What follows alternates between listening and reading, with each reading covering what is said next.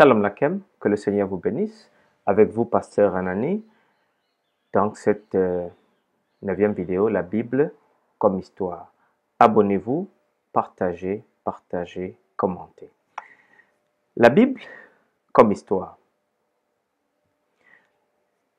William Dever, professeur d'archéologie et d'anthropologie du Proche-Orient, disait « Les bons scientifiques, les scientifiques honnêtes continueront d'avoir des divergences sur les interprétations à donner au reste de l'Antiquité. Parce que l'archéologie n'est pas une science, c'est un art. Et parfois, ce n'est même pas du grand art.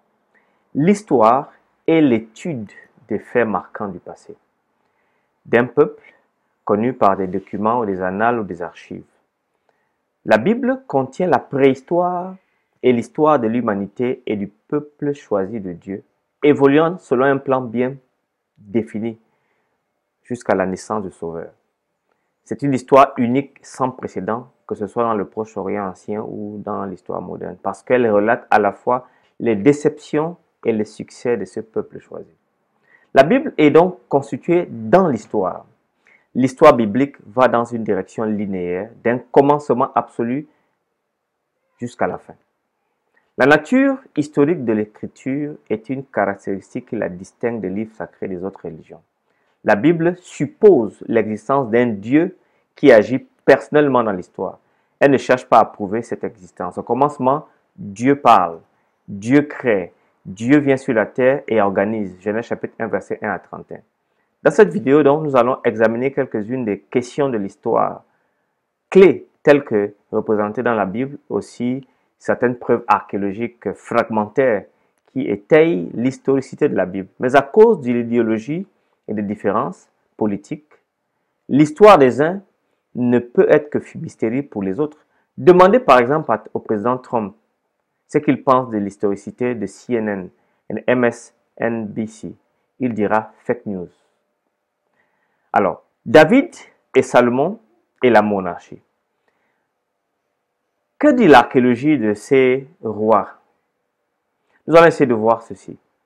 La monarchie de David et de Salomon représente l'âge d'or de l'histoire d'Israël. Mais que se passait-il si David et Salomon n'avaient pas existé comme certains l'ont prétendu? Et si les royaumes n'étaient pas aussi vastes que la Bible décrit comme certains l'ont aussi prétendu? Sans David, il n'y aurait pas de Jérusalem, la capitale de la nation. 2 Samuel chapitre 5, versets 6 à 10. Sans David, il n'y aurait pas de temple construit par son fils Salomon. 1 Roi chapitre 8, versets 17 à 20. Enfin, sans David, il n'y aurait pas de futur Messie pour nous sauver de nos fautes. C'est dans la lignée de David qu'un Messie est promis. Jérémie 23, verset 5-6, Apocalypse 22, verset 16.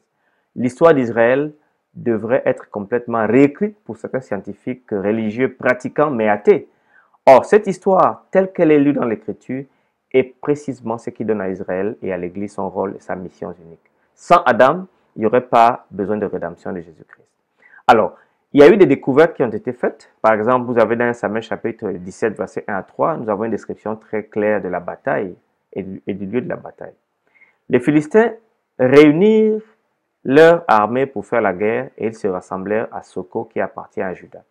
Ils campèrent entre Soko et Aphes Damim.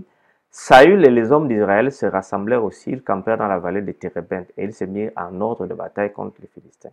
Les Philistins étaient vers la montagne d'un côté d'Israël, Israël était vers la montagne de l'autre côté, la vallée les séparait. Remarquons la description géographique précise dans les lignes de bataille entre l'armée philistine et l'armée d'Israël dans 1 Samuel chapitre 17 que je viens de mentionner. Le site de Kirbeth Keiaïfa est situé exactement sur la colline dans la zone du camp israélite, décrit dans le chapitre 17 de 1 Samuel. Étant donné que la plupart des villes de l'ancien Israël n'avaient qu'une seule porte, cette caractéristique peut être aidée à identifier le site comme Sharaïm de 1 Samuel 17, verset 52, qui en hébreu signifie deux portes.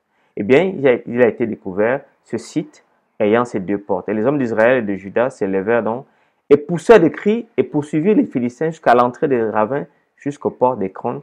Et les Philistins tombèrent tués sur le chemin de Sharaïm et jusqu'à Gath, jusqu'à Écron. Alors, nous avons trouvé donc ce site qui correspond à cette description d'un Samuel 17. Un autre fait scientifique, c'est Eshbal, qui est le même nom que celui d'un des fils du roi Saül dans 1 Chronique chapitre 9, verset 39. En fait, Eshbal a été trouvé, cette vue de Kirbet Kaïfa, on a trouvé dans cette poterie, en bas de l'inscription, il y a Ishbahal, fils de Béda, à Kirbet Kaïfa, avec des parties des lettres existantes soulignées qui sont dessinées par Ada Yadani. Le nom Ishbahal, ou en français Eshbahal, est bien connu dans la Bible, cela signifie homme de Baal. Le nom Béda, quant à lui, apparaît pour la première fois dans cette inscription. Donc, cette poterie date d'environ 1000 ans avant Jésus-Christ. L'inscription se lit donc de la droite vers la gauche et se compose de lettres entières et partiellement conservées, incisées dans les pots en argile avant sa cuisson. Il s'agit de ce qu'on appelle le script cananéen. Rappelez-vous, l'hébreu ancien a été écrit de cette façon. Ce premier script alphabétique est issu des Égyptiens. Il se développa en Canaan plus tard, par le système d'écriture des anciens Égyptiens, avant que les Hébreux n'adoptent l'hébreu carré des Araméens. Nous avons une autre fait archéologique. On appelle ça la stèle d'An. La stèle d'An est une stèle de basalte érigée par un roi araméen du 9e siècle avant Jésus-Christ, dans le nord d'Israël. 2 fragments de la stèle ont été découverts en 93 et 94 lors des fouilles archéologiques dirigées par le professeur Avram Biram sur le site Tel Dan dans le nord de la vallée de Choula en Israël.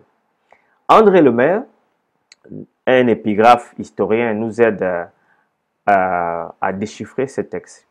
Alors, elle s'accorde avec le parallèle biblique dans 2 Rois chapitre 8, versets 7 à 15 et 28 à 9, qui raconte comment Azaël, avant qu'Azaël ne devienne roi d'Aram, son prédécesseur tomba malade et mourut sur son lit. La mention « maison de David » par le professeur André Lemaire de la stèle est un support matériel historique du roi David.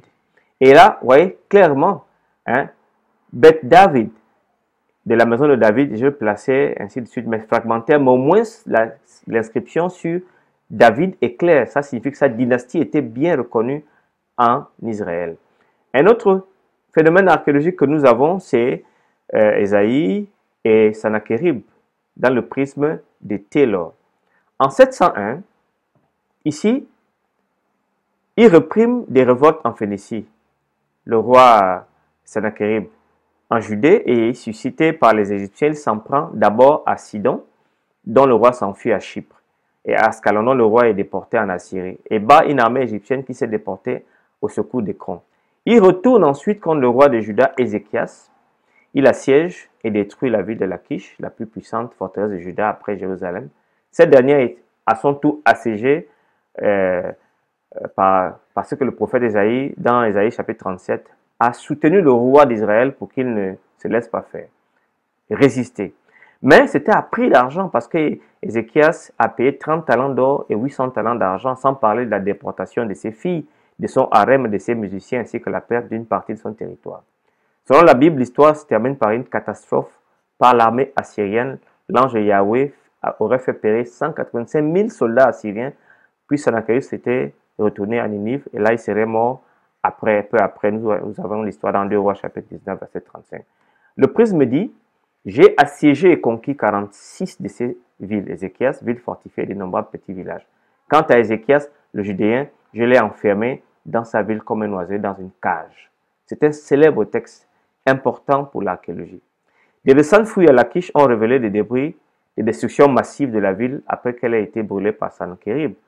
Mais Jérusalem est miraculeusement épargnée. Sannachérib ne peut que se vanter de ceci. Quant à Ézéchias, le Judéen, je l'ai enfermé dans sa ville comme un oiseau en cage.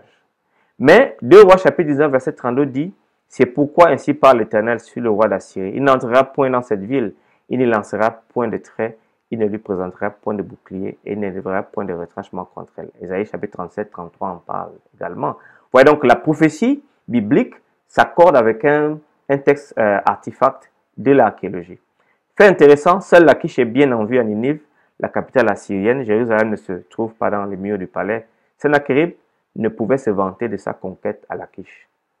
L'archéologie est une histoire lacunaire, partielle, mais relative, mais elle peut, de façon non absolue, confirmer les phénomènes scientifiques et les phénomènes bibliques. Un autre phénomène, donc, c'est ici le texte de 2 Rois chapitre 19, verset 32 qui est clair. Jérusalem n'a pas été prise par le roi d'Assyrie. Comment pouvez-vous vous rappeler que le Dieu qui gère l'histoire a également raison? Que l'archéologie de temps en temps peut donner raison, souvent, même si les archéologues, que j'appelle archéologues athées, veulent ne pas reconnaître. Alors, le sceau d'Ézéchias. Le sceau d'un roi de Judée a été retrouvé près du mont du Temple à Jérusalem. L'inscription se traduit par Ézéchias, fils d'Ahaz, roi de Juda, et affirme ainsi l'existence du roi Ézéchias qui avait régné sur Jérusalem, qui était un descendant direct du roi David. Vous trouvez dans 1 roi chapitre 2, ou 2 rois chapitre 2, verset 18 à 1, qui dit « La troisième année d'Osée, fils d'Éla, Israël, Ézéchias, fils d'Achaz, roi de Juda, régna. Ce petit objet d'environ 1 cm fut trouvé en 2009 lors des fouilles près de la muraille de Jérusalem. Il fut d'abord stocké sans qu'il fût possible à l'époque d'en déchiffrer. Ce n'est que récemment que les archéologues ont pu déchiffrer l'inscription qui se trouvait dessus sur le sceau. Ce sceau servait à sceller un rouleau de papyrus dont les fils ont laissé des traces encore visibles aujourd'hui. L'inscription figurant sur le sceau porte donc appartenant à Ézéchias, fils d'Ahaz, roi de Juda, ce qui conforme et des informations rapportées par la Bible sur la généalogie d'Ézéchias. Le sceau porte également des motifs égyptiens dont un disque solaire ailé et un ankh de hiéroglyphe qui signifie vie. Eliot Mazar de l'Institut archéologique de Jérusalem a affirmé que c'était la première fois qu'un sceau d'un roi de Judée ou d'Israël fut découvert lors des fouilles scientifiques. La Bible, donc, en 2 rois chapitre 18, verset 1 à 7, rend un bon témoignage de ce roi qui plut à Dieu et qui réussit dans tout ce qu'il entreprenait. Alors, nous avons un autre phénomène scientifique, c'est Nebuchadnezzar et Babylone.